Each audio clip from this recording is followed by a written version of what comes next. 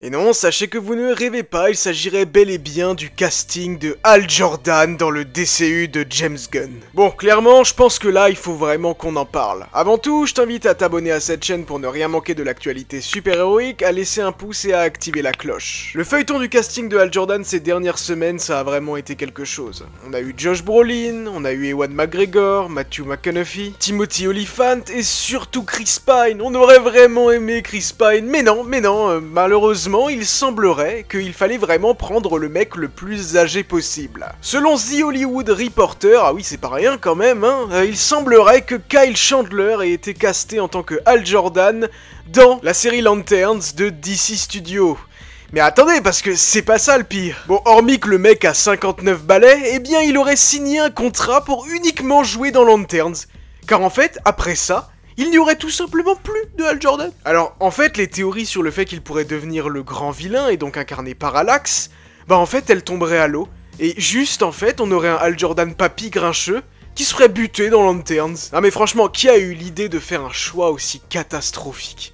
Bah, c'est James Gunn. C'est James Gunn, et là, pour le coup, là, il me déçoit énormément. Justement, l'occasion du DCU et de DC Studios, c'était de ramener les super-héros d'ici à leur place, là où ils le méritaient. Et surtout les légendes. Et Hal Jordan, c'est une légende de l'univers DC. Le lore des Green Lanterns, ça fait partie des trucs les plus importants à ce jour concernant l'univers DC.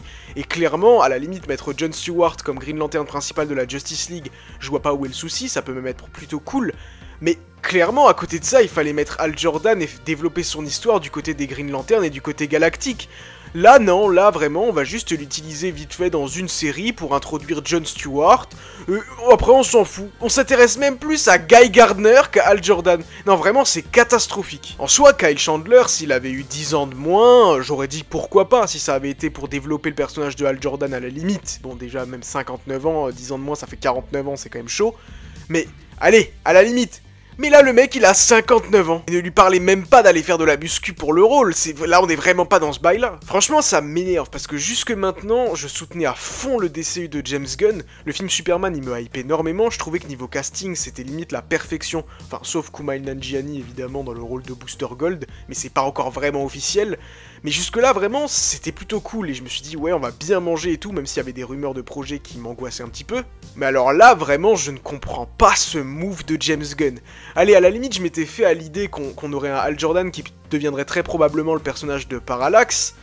Mais là, non. Bah non, parce que s'il signe un contrat pour uniquement jouer dans Lanterns et qu'on le revoit plus après, bah c'est clairement que le personnage va bel et bien mourir dans la série. Parce qu'en fait, pour être plus précis, il n'aurait pas signé un contrat pour apparaître dans un film, mais uniquement dans des séries, donc seulement dans Lanterns. Ah, ça m'énerve! Alors sachez vraiment que pour le coup, James Gunn vient de perdre beaucoup de points à mes yeux. Mais vraiment beaucoup de points. Sacrifier un personnage aussi légendaire que Hal Jordan...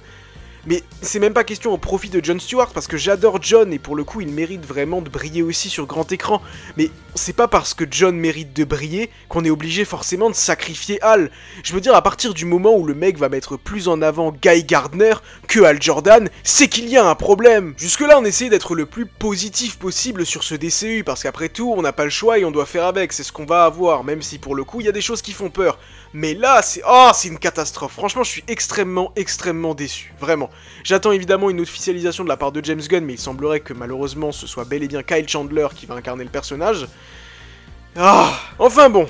Bref, donnez-moi votre avis dans les commentaires. Dites-moi si vous êtes satisfait ou pas de ce casting pour Hal Jordan. Et on se donne rendez-vous très bientôt sur la planète Oa. Mais sans Hal Jordan du coup.